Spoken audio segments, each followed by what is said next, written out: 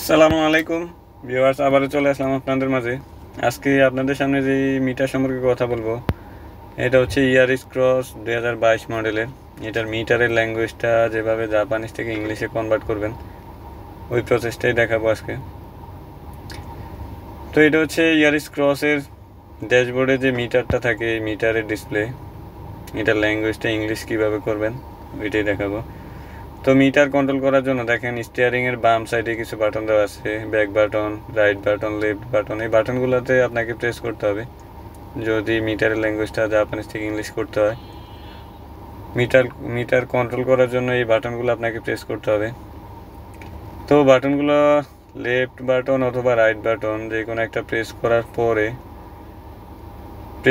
পরে একটা একটা যখন আসবে, তখন একেবারে ডান দিকে হচ্ছে সেট আপ অপশনে আসার পরে একেবারে নিচে যাবেন, গাড়ির মতো যে আইকনটা দেওয়া আছে ওইটাতে ক্লিক করে ধরে রাখবেন, হোল্ড করে ছেড়ে দিলেই আসবে। তো আমি ইংলিশ করার আগ মুহূর্তে দেখাচ্ছি, সবই আপনাদেরকে জাপানিজ ল্যাঙ্গুয়েজে দেখাবে ইংলিশ করার আগে। তো একেবারে উপরের অপশনটাতেই ক্লিক করবেন। দেখেন এখানে দুইটা অপশন আছে, জাপানিজ অ্যান্ড ইংলিশ। এখানে ইংলিশে ক্লিক করলেই টোটাল ল্যাঙ্গুয়েজটা জাপানিজ থেকে ইংলিশে কনভার্ট হয়ে যাবে। দেখেন ইংলিশ করার আগে যেগুলো জাপানিজ ল্যাঙ্গুয়েজ ছিল, ইংলিশ করার পরে এগুলো সব চেঞ্জ হয়ে গেছে। দেখেন ইংলিশ করার আগে এই মেসেজগুলো আসতো জাপানিজ ল্যাঙ্গুয়েজে, ইংলিশ করার পরে মেসেজগুলো আপনি ইংলিশে দেখতে পারতেছেন।